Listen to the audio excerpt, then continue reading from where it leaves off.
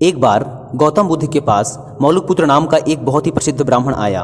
उसके साथ उसके 500 शिष्य भी थे। वह बुद्ध से ढेरों सवाल पूछना चाहता था।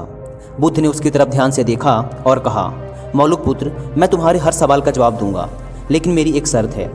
मौलुकपुत्र ने कहा, शर्त बताइए। बुद्ध बोले, शर्त यह है कि तुम्हें तुम्हारे प्रश्नों का उत्तर जानने के लिए 1 वर्ष तक चुप रहना होगा। जब तुम्हारे अंदर का शोर बंद हो जाए तब तुम कुछ भी पूछना, मैं तुम्हारे सारे सवालों का जवाब दूंगा। बुद्ध की यह बात सुनकर वहां मौजूद बुद्ध का एक शिष्य, जिसका नाम था सरीपुत्र, ठहाका मारकर हंस पड़ा। यह देखकर मौलुकपुत्र को बड़ा आश्चर्य हुआ। उसने बुद्ध के उस शिष्य से हंसने का कारण पूछा तो सरीपुत्र ने कहा, मैं भी कुछ सालों पहले ऐसे ही तुम्हारी तरह मन में बहुत सारे प्रश्न लेकर आया था। मेरे साथ तो 5000 शिष्य थे और मैं तुमसे भी बड़ा ब्राह्मण था। मन में बड़ा अभिमान था कि बुद्ध तो मेरे प्रश्नों का उत्तर दे ही नहीं पाएंगे, लेकिन बुद्ध की शर्तों के अनुसार 1 साल तक चुप रहा और अंत में मेरे पास कोई सवाल ही नहीं बचा। इस पर बुद्ध ने मौलुकपुत्र से कहा, मैं अपने वचन का पक्का हूँ, साल भर बाद जवाब जरूर दूंगा। 1 साल बीता और मौलुकपुत्र ध्यान में उतर गया। वह इतना मौन हो गया कि मन के अंदर की बातचीत भी खत्म हो गई। जब 1 साल बीत गया तो साल के आखिरी दिन बुद्ध ने उससे सवाल पूछने को कहा। मौलुकपुत्र हंसा और बोला, सरीपुत्र सही कह रहा था, अब मेरे पास पूछने को कुछ है ही नहीं। इस पर बुद्ध ने कहा, अगर हम मन में सच्चे नहीं हैं तो समस्याएं और प्रश्न होते हैं। यह सब हमारे झूठ से पैदा होते हैं, जैसे कि हमारे सपने नींद से पैदा होते हैं। मन की अशांत अवस्था में प्रश्न होते हैं और मन की शांत अवस्था में उत्तर मिल जाते हैं। मन में जब प्रश्न होते हैं तो वह उत्तर ग्रहण नहीं कर पाता। मौन हमें मन की ऐसी अवस्था उपलब्ध कराता है जहां हर प्रश्न का उत्तर होता है।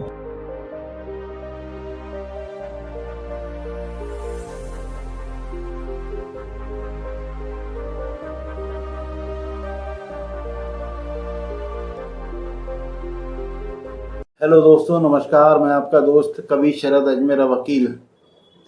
आज भी हम एक बहुत सुंदर विषय पे चर्चा करेंगे, मौन रहने के क्या फ़ायदे हैं। हमारे आगम पुराण भरे पड़े हैं।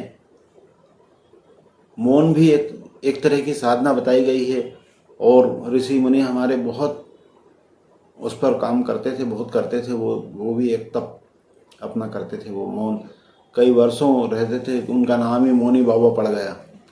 तो आज हम उसी विषय में चर्चा करेंगे, उससे क्या फ़ायदे हैं और क्या नुकसान हैं। नुकसान तो खैर कुछ है ही नहीं, फ़ायदे ही फ़ायदे हैं। तो हम आज उसी विषय में आपसे चर्चा करेंगे। मैंने काफ़ी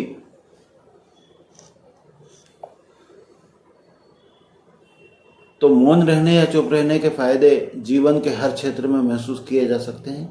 यह केवल शब्दों को रोकने का नाम नहीं है, बल्कि एक गहरी मानसिक, भावनात्मक और आध्यात्मिक प्रक्रिया होती है जो व्यक्ति के व्यक्तित्व और जीवन को सकारात्मक रूप से प्रभावित कर सकती है। हमारे जीवन में शब्दों की शक्ति जितनी महत्वपूर्ण है, उतना ही मौन की शक्ति भी महत्वपूर्ण है। कई बार चुप रहना बोलने से अधिक प्रभावी हो जाता है। जब हम चुप रहते हैं तो हमें अधिक सोचने, सुनने और समझने का अवसर मिलता है। मौन केवल एक साधारण क्रिया नहीं है, बल्कि आत्मनिरीक्षण, धैर्य, आत्मसंयम और मानसिक शांति की कुंजी भी मौन होता है। मौन रहने का सबसे पहला और सबसे बड़ा लाभ हमें यह होता है कि हमें सोचने समझने का अवसर मिलता है। जब हम बेवजह बोलने से बचते हैं तो हमारा मस्तिष्क अधिक सक्रिय रूप से विचार करने में सक्षम होता है। कई बार लोग बिना सोचे समझे बोल देते हैं और बाद में उन्हें पछताना पड़ता है, जीवन भर पछताना पड़ता है, सिर धुन धुन के पछताते हैं। लेकिन जब हम मौन को अपनाते हैं तो हम अपने शब्दों को नियंत्रित करना सीखते हैं और यह समझ पाते हैं कि किन परिस्थितियों में क्या कहना उचित है। इससे हम जल्दबाजी में कोई गलत निर्णय लेने से बच जाते हैं। मौन रहने से हमारी सुनने की क्षमता भी बढ़ती है। अक्सर लोग बोलने में इतने ज़्यादा व्यस्त हो जाते हैं कि वो सामने वाले की बात ही नहीं सुन पाते हैं। लेकिन जब हम चुप रहते हैं तो हमें सामने वाले की बात को गहराई से सुनने और समझने का अवसर भी मिलता है। राजा रामचंद्र जी जो है वो सामने वाले की बात बड़ी गंभीरता से सुनते थे, बोलते कम थे। सबसे महत्वपूर्ण चीज़ होती कि एक दूसरे को समझना, तो वो समझते थे उस चीज़ को। जब हम अधिक सुनते हैं और कम बोलते हैं तो हम लोगों की भावनाओं को बेहतर ढंग से समझ पाते हैं और उनके प्रति अधिक संवेदनशील हो जाते हैं। मौन धैर्य और आत्मसंयम को विकसित करता है। जब हम गुस्से में होते हैं या किसी बहस का हिस्सा बनते हैं तो अक्सर हमारा पहला स्वाभाविक कदम होता है बोलना और अपनी बात साबित करने की कोशिश करना। लेकिन कई बार बहस में शब्दों का सही उपयोग नहीं होने के कारण संबंध खराब हो जाते हैं। ऐसे समय में चुप रहना सबसे अच्छा विकल्प होता है। मौन हमें यह सिखाता है कि हर स्थिति में प्रतिक्रिया देना जरूरी नहीं होता है। कई बार चुप रहकर भी हम अपनी उपस्थिति को मजबूत बना सकते हैं।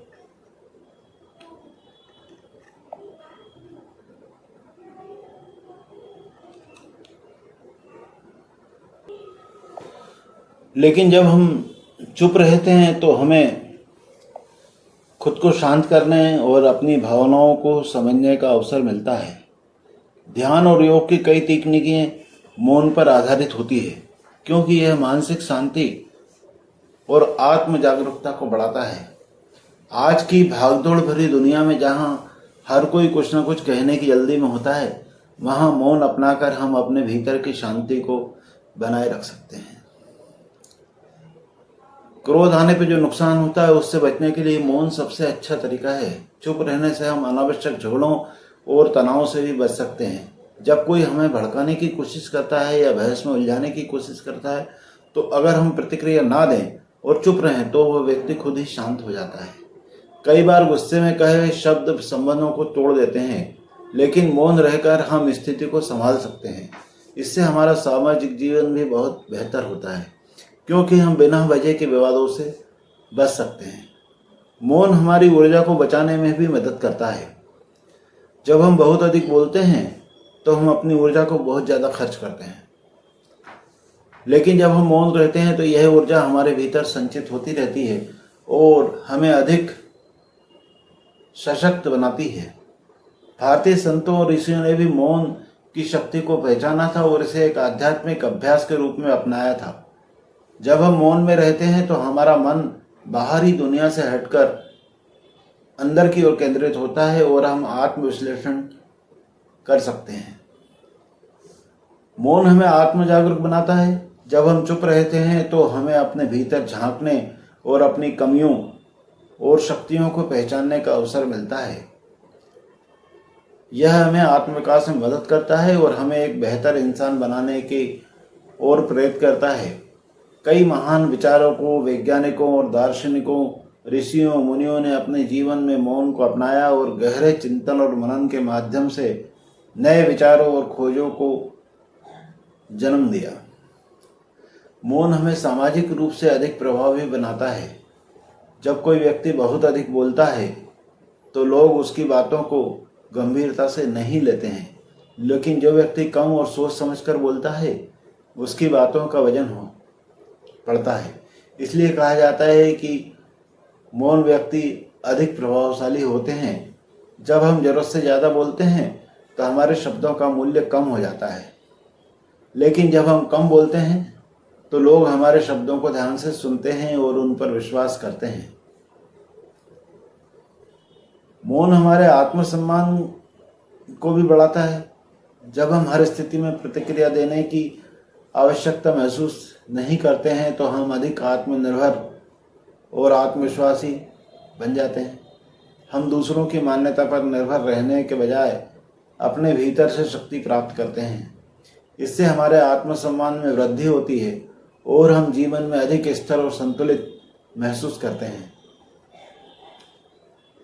अच्छा देखिए, मौन का एक बहुत ही महत्वपूर्ण लाभ ये भी है कि वो हमें बेहतर निर्णय लेने में मदद करता है। जब हम किसी निर्णय पर पहुंच नहीं पाते हैं, बहुत सोच विचार करते हैं, समय लेते हैं, तो तर्कसंगत और संतुलित निर्णय मौन रहकर ही ले सकते हैं। जल्दबाजी में लिए गए निर्णय अक्सर गलत साबित होते हैं, लेकिन यदि हम अपने भीतर गहराई से सोचते हैं तो हम सही दिशा में बढ़ सकते हैं। मौन हमारे रिश्तों में भी मधुरता लाता है। जब हम क्रोध, ईर्ष्या या हताशा के क्षणों में चुप रहना सीख जाते हैं तो हम कई अनावश्यक विवादों से बच सकते हैं। कई बार रिश्ते केवल इसलिए टूट जाते हैं क्योंकि हम आवेश में आकर कुछ ऐसा कह देते हैं जो सामने वाले को आहत कर देता है। और पहले मुझे भी बहुत गुस्सा आता था और मैंने अपने पैरों पर खुद को लाड़ी मारी है। इसलिए ये मेरा अनुभव है कि मौन रहना अगर सीख लें तो अपने संबंधों को हम मजबूत बना सकते हैं। मौन से हम अधिक रचनात्मक भी बन सकते हैं। जब हमारा दिमाग शांत हो जाए तो नए विचारों, कल्पनाओं को विकसित करने की क्षमता बढ़ जाती है। जब से मैंने मौन रहना सीखा तो कई नई नई कविताएं, कहानियां लिखना सीख गए। अब बहुत अच्छा चिंतन होता है मेरे को। विचारों को विकसित करने के लिए एकांत और मौन को बड़े बड़े ऋषि, मुनि, वैज्ञानिक सब अपनाते हैं। रचनात्मक को गहराई से खोजने और विचारों को जन्म देने का अवसर देता है तो वो केवल मौन है। मौन हमें आध्यात्मिक रूप से सशक्त बनाता है और कई धर्मों और आध्यात्मिक परंपराओं में मौन का आत्मचिंतन और आत्म साक्षात्कार का महत्वपूर्ण माध्यम माना गया है। जब हम मौन रहते हैं तो हमारा मन अधिक शांत और संतुलित होता है, जिससे हम अपने भीतर की सच्चाई को समझ सकते हैं। यह हमें आध्यात्मिक उन्नति की ओर ले जाता है और हमें एक उच्चतर चेतना का अनुभव कराता है। मौन रहना हमें अधिक संतुलित और परिपक्व बनाता है। यह हमें सिखाता है कि हर स्थिति में प्रतिक्रिया देना आवश्यक नहीं है और कई बार चुप रहकर भी हम अधिक प्रभावी हो सकते हैं। यह हमें जीवन में धैर्य और आत्मसंयम को अपनाने की प्रेरणा देता है। अंततः मौन केवल शब्दों को रोकना नहीं है, बल्कि यह हमारे व्यक्तित्व और जीवन को एक नई दिशा देने की प्रक्रिया है। यह हमें अधिक जागरूक, आत्मनिर्भर और संवेदनशील और संतुलित बनाता है। जब हम मौन को अपनी दिनचर्या का हिस्सा बनाते हैं तो हम अपने जीवन में अधिक शांति, संतुलन और सफलता प्राप्त करते हैं। मौन में एक अद्भुत शक्ति होती है जो न केवल हमें बाहरी दुनिया में सफलता दिलवाती है, बल्कि हमारे भीतर भी एक नई ऊर्जा और जागरूकता को प्रदान करती है। मैं पिछले 40 सालों से मौन रहकर ही भोजन करता हूँ। कभी कभार जब बाहर कहीं जो शादी ब्याह में बफर सिस्टम होता है तो उसमें कोई डिस्टर्ब कर देता है तो बोलना पड़ जाता है, क्योंकि समझते हैं, कई लोग नहीं समझते हैं। बाकी घर पे जब भी रहूँगा, खाऊंगा तो मौन से ही खाना भोजन करूँगा।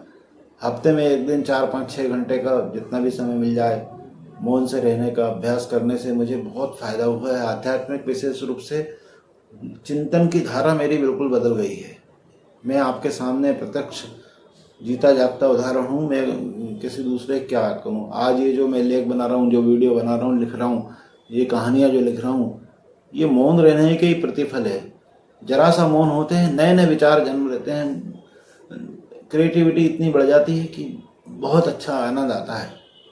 और इसी धारा को जब हम अपने आत्म विकास, आंतरिक विकास की तरफ ले आते हैं तो और ज़्यादा आनंद आता है। फिर अच्छा, मौन रह के हम, मालूम है सबसे बड़ी बात यह है कि हम अपने आप से बात करते हैं।